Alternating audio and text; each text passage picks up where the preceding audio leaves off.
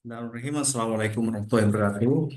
Perkenalkan, nama saya Bambang Sugiarto dari kelas MD 502.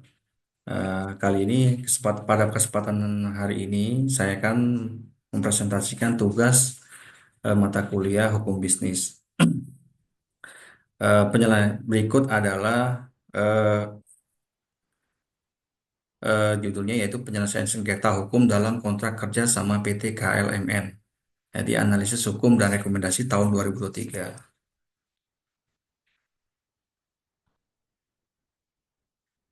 Baik, eh, pendahuluan ya, mari kita mulai. Jadi di sini ada kasus, yaitu PT JKLMN menghadapi kasus sengketa kontrak dengan salah satu mitra bisnisnya. Permasalahan utama yang dihadapi melibatkan dugaan pelanggaran kontrak kerjasama. Ya, terus tujuan dari presentasi ini adalah untuk memberikan gambaran mendalam mengenai kasus ini, menganalisisnya secara hukum, serta memberikan rekomendasi penyelesaian yang efektif.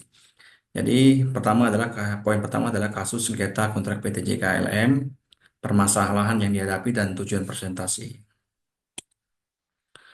Oke, ringkasan kasus PT JKLMN ya. PT JKLM menghadapi gugatan dari mitra bisnis ya.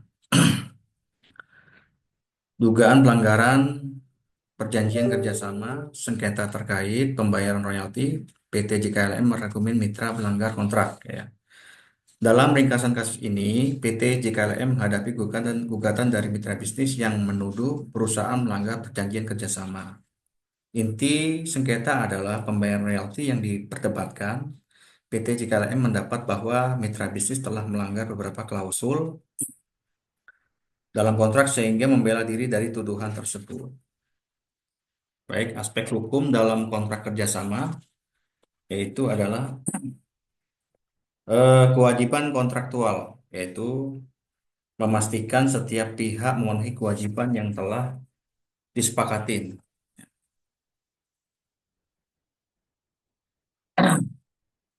Terus klausul penyelesaian sengketa menentukan metode penyelesaian jika terjadi konflik ya. Terus yang ketiga, klausul force majeure untuk keadaan tak terduga yang membebaskan kewajiban kontrak. Terus yang keempat, klausul ganti rugi mengatur kompensasi jika salah satu pihak melanggar kontrak ya. Oke, saya lanjut. Peraturan hukum yang berlaku. Beberapa peraturan yang relevan dalam kasus ini adalah KUHP Perdata pasal 1320 dan 1338 mengatur syarat sahnya perjanjian dan asas kebebasan berkontrak. UU nomor 30 tahun 1999 tentang arbitrase ya, memberikan panduan untuk penyelesaian sengketa di luar pengadilan. PP nomor 80 tahun 2019 tentang perdagangan elektronik, relevan jika transaksi dilakukan secara digital.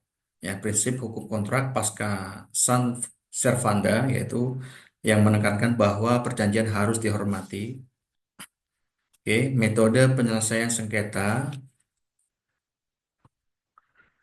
Di sini ada beberapa metode yang dapat digunakan, yaitu pertama adalah metode litigasi, ya, atau pengadilan negeri dan MA, melibatkan pengadilan negeri hingga Mahkamah Agung, ya. Yang kedua adalah arbitrase atau BANI, melalui lembaga seperti BANI, ya.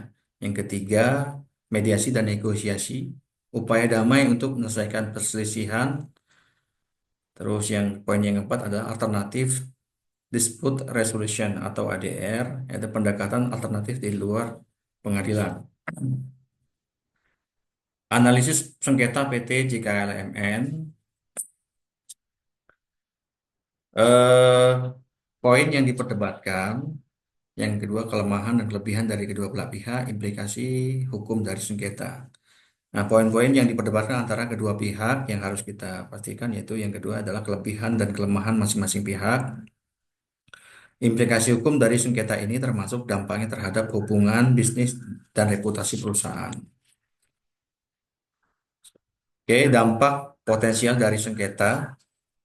Sengketa ini dapat memberikan dampak besar, termasuk kerugian reputasi bisnis PT JKLMN, dampak finansial yang signifikan akibat potensi ganti rugi, hubungan dengan mitra bisnis, hubungan dengan mitra bisnis lain yang mungkin terganggu. Oke.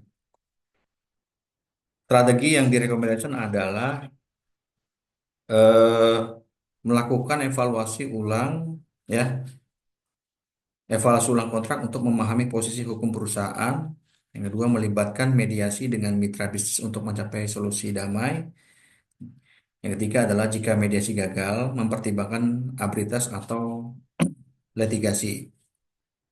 Yang keempat, revisi kebijakan kontrak agar lebih jelas dan menghindari konflik serupa di masa depan. Oke. Rekomendasi kontrak yang lebih baik. Untuk kontrak yang lebih baik di masa depan perlu diterapkan, yaitu klausul yang jelas mengenai tanggung jawab dan hak kedua pihak, penyusunan klausul force atau measure yang detail, pengaturan arbitrase dan mediasi secara eksplisit, ya, penetapan ganti rugi dan penalti yang adil, dan lakukan audit dan review berkala terhadap kontrak. Oke, sebagian eh, checklist kontrak atau bisnis di sini adalah sebagai bentuk praktis berikut adalah checklist kontrak bisnis, ya. Identitas yang jelas kedua belah pihak, tujuan dan ruang lingkup, metode pembayaran dan perhitungan royalti, penyelesaian sengketa, jangka waktu dan terminasi kontrak. Oke, sebagai penutup, sumber literatur yang digunakan mencakup buku hukum kontrak di Indonesia 2001, UU nomor 30 tahun 1999, Jurnal Bisnis dan Hukum 2022, PP nomor 80 tahun 2019, referensi dari Bani dan Mahkamah Agung. Demikian presentasi tugas hukum bisnis dari saya. Kurang lebihnya mohon maaf. Terima kasih saya ucapkan dan saya akhiri. Assalamualaikum warahmatullahi wabarakatuh.